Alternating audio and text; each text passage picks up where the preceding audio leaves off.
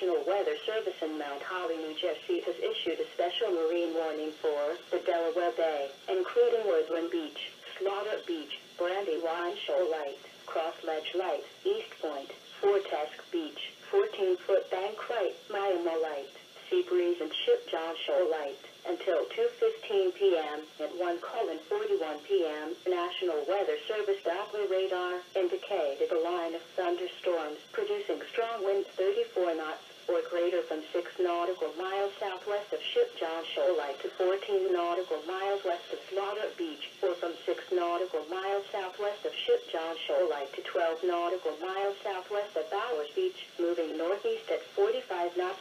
These strong thunderstorms will be near over Sea Breeze and Slaughter Beach by 1:55 p.m. over Cross Ledge Light by 2:05 p.m. over 14-foot Bank Light, Brandywine Shoal Light, Miami Light and Fortesk Beach by 2:10 p.m. 7 nautical miles west of East Point by 2:15 p.m. Mariners can expect gusty wind, high waves, dangerous lightning, and heavy rains.